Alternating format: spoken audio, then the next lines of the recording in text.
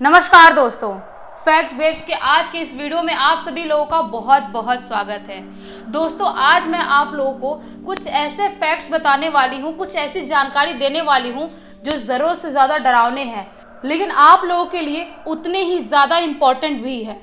इसीलिए वीडियो के अंत तक जरूर बने रहिए, क्योंकि इस वीडियो के अंत तक आप लोगों को कुछ ऐसी इन्फॉर्मेशन मिलेगी जो आप लोगों को कहीं और से नहीं मिल सकती। तो आइए बिना देरी किए बात करते हैं 5वें नंबर के फैक्ट की। दोस्तों, क्या आप लोगों के साथ कभी ऐसा होता है कि आप लोगों की नींद रात के 2 बजे से 3 बजे के बीच में अपने आप अचानक से खुल जाती है और अपने आप वापस से आ भी जाती है, लेकिन आप लोगों के साथ ये डेली होता है?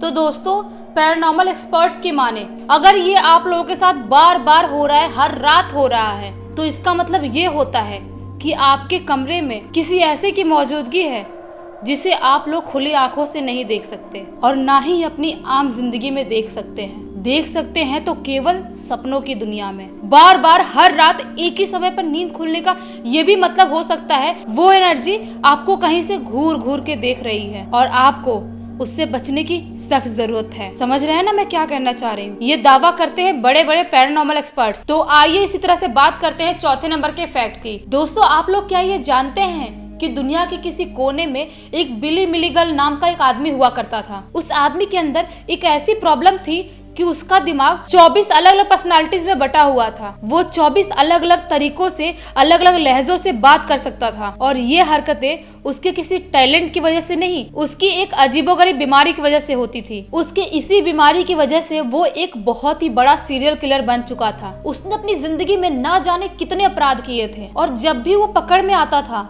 तो उसकी एक अलग सी पर्सनालिटी निकलकर सामने आ जाती थी। इस आदमी को समझना बहुत ही ज्यादा मुश्किल था, क्योंकि ये आदमी 24 अलग अलग तरीकों से उठना, बैठना, खाना पीना, बातें करना करता था। जस्ट इमेजिन, ऐसा कोई इंसान अगर आपके सामने आ जाए तो आपका क्या होगा दोस्तों?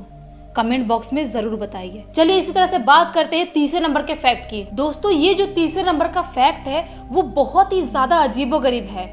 होंडुरास के यूरो नाम की जगह में पिछले 100 साल से हर साल मछलियां बरसती हैं। जी हाँ, सही सुना आप लोगों ने।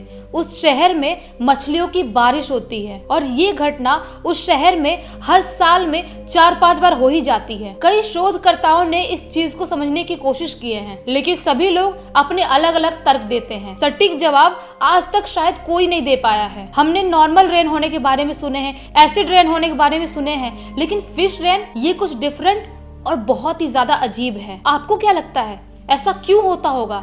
इसकी राय भी कमेंट बॉक्स में जरूर बताइए। तो आइए बात करते हैं दूसरे नंबर के फैक्ट की। दोस्तों, असम की जतिंगा नाम की जगह में हर साल में एक बार एक ऐसी अजीबोगरीब घटना होती है जिसको सुनकर पूरी दुनिया कांप जाती है और ये घटना है सैकड़ों हजारों पक्षियों की एक साथ मरने की घटना। दरअसल हर साल में एक बार एक ऐसा दिन आता है जिस दिन सूर्यास्त होने के बाद हजारों की तादाद में पक्षी एक साथ इकट्ठा होते हैं और अपने आप को किसी नुकीली जगह पर पीट पीट कर जान से मार डालते हैं। वो नुकीली जगह किसी पेड़ की भी हो सकती है या तो किसी के घर की दीवार भी, और ये सब वो हजारों पक्षी एक साथ करते हैं। हजारों पक्षी एक साथ अपनी वहां पर जान दे देते हैं। आज तक कोई भी वैज्ञानिक समझ नहीं पाया कि वहां पर आखिर ये क्यों होता है और ये हर साल अमावस की रात में ही वहां पर होता है। गाँव वाले ये कहते हैं कि इस गाँव में किसी का बहुत ही ज्यादा खतरनाक वाला श्राप है जिसकी वजह से ये सब कुछ होता है। लेकिन दोस्तों,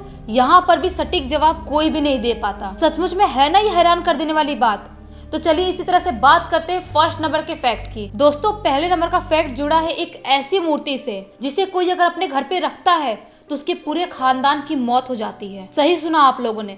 इस मूर्ति का नाम है द गॉडेस ऑफ डेथ। दरअसल लोगों का मानना है कि इस मूर्ति का निर्माण 3500 BCE में हुआ था। फिर 1878 में ये ना जाने किस तरह से ईस्टर्न यूरोप में लोगों के सामने आया। इस मूर्ति ने आज तक सैकड़ों लोगों की जान ले चुकी है। मैं आप लोगों को पहले ओनर का ही किस्सा बताती हूँ। इसके पहले ओनर का नाम था लॉर्ड एल्फोंट और इसके फैमिली में 7 लोग थे। जब इस मूर्ति को वो अपने घर पर लेके आया जिसके घर में मौजूद 7 के 7 लोगों की मौत 6 साल के अंदर रहस्यमयी तरीके से हो गई। किसी के भी मौत का सटीक कारण कभी पता नहीं चला। इस मूर्ति को उसके बाद आइबर मैनुची नाम के किसी आदमी ने अपने पास रख लिया। उसकी भी 4 साल के अंदर पूरे खानदान सहित किसी रहस्यमयी तरीके से मौत हो गई। उनमें से भी किसी के मौत का सटीक कारण पता नहीं चला। फिर ये मूर्ति लॉर्ड थॉमसन नाम के आदमी के पास गई। उस आदमी के पूरे खानदान की मौत 2 साल के अंदर रहस्यमयी तरीके से हो गई। उसके बाद इस मूर्ति ने ना जाने कितने लोगों की जान ली और उसके बाद ना जाने कैसे ये मूर्ति लोगों के आंखों के सामने से ओझल हो गई। लेकिन माना जाता है कि इस मूर्ति को एलन बाइबर ब्रोक नाम के आदमी ने अपने पास रखा था। उसकी पत्नी, उसकी 2 बेटी और 2 बेटों की मौत हो गई। उसके बाद बाइबर ब्रोक ने इस मूर्ति को रॉयल स्कॉटिश म्यूजियम में उसे डोनेट कर दिया। तब से लेकर आज तक उस मूर्ति को आप उसी संग्रहालय में देख सकते हैं। किसी की भी हिम्मत नहीं है कि इस मूर्ति को कोई हाथ भी लगा ले। क्या आपके अंदर हिम्मत है? मैं जानना चाहती हूँ कि ऐसा कौन है जिसके अंदर इतनी हिम्मत आ गई। कमेंट बॉक्स में जरूर बताना। और अभी तक इस वीडियो को देख लिया है तो इस वीडियो को लाइक कर देना, इस चैनल को सब्सक्राइब कर देना, बेल आइकन दबा के ऑल पे क्लिक कर देना ताकि जब भी मैं नए वीडियो सबसे पहले आप लोगों को पहुंचे। चलिए कल वापस मिलते हैं एक अच्छे से फैक्ट में। तब तक के लिए बहुत बहुत धन्यवाद।